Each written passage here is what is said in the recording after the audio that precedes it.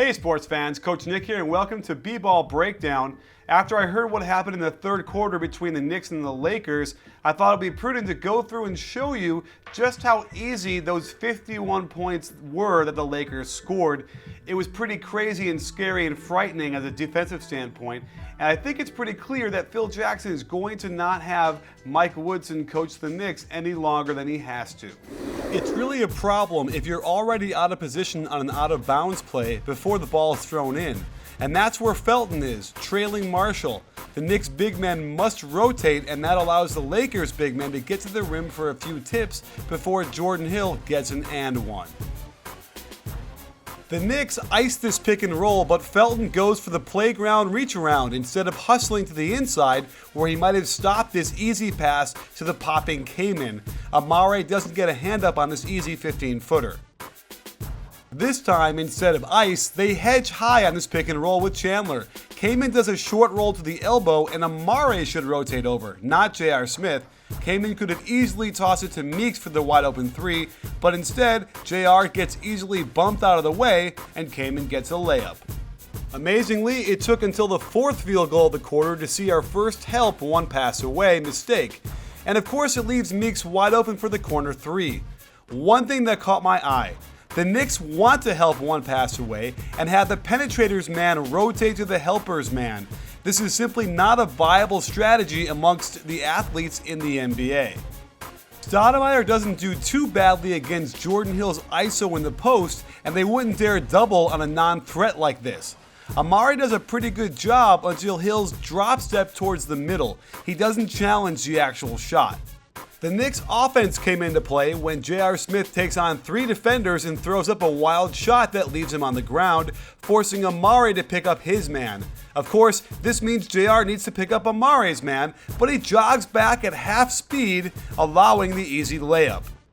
They pick on J.R. Smith again by setting a double screen on him. There is no communication between him and Prigioni, and Meeks gets a clean look at a three and nets it off a beautiful hop. The Knicks actually play terrific defense here. Just watch how great Shumpert is at keeping Meeks from penetrating off the dribble. Everybody pushes up to pressure the ball and make the Lakers run their offense from 40 feet out. But then Shumpert ruins it by helping one pass away. Melo contests well, but Chandler doesn't hustle and Kaman gets the gorgeous tip in.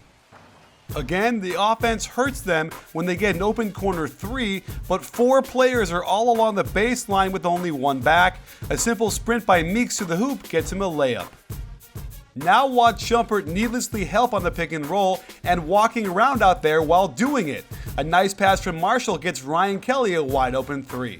The Lakers now run a high post split, but Hardaway gets out of position just enough to allow Wes Johnson to cut to the hoop. A beautiful pass by Kaman gets the ball there, and Hardaway again gets out of position to allow the easy layup. The Lakers break into their basic motion, and watch how the Knicks allow them to pass wherever they like.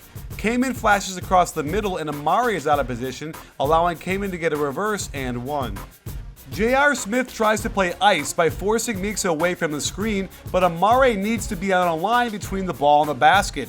Instead, he wants Melo to help. Notice how Smith is then supposed to cover Melo's man in the corner, but because Meeks gets so deep in the lane, Hardaway steps over, Prigioni is supposed to sink and fill to cover Kelly, and this all leaves Marshall so open he could kick this ball into the hoop. Prigioni does a nice job pressuring the slow-footed Marshall, but a simple behind-the-back dribble that isn't really a great move since Marshall has to pause while finding the ball gets him wide open for a 20-footer. The Knicks switch to a 1-2-2 zone, which does an okay job containing the Lakers' offense. But when Melo pokes away the ball from Kelly on his drive, it goes right to Xavier Henry, who hits a tough shot.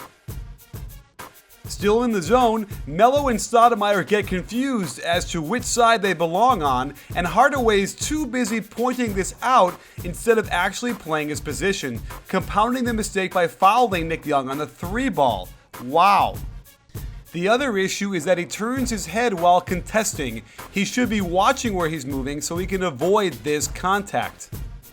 The Knicks are still in their zone, and J.R. Smith needlessly moves to guard Ryan Kelly on top, even though Prigioni is there, leaving Bazemore wide open for the above-the-break three.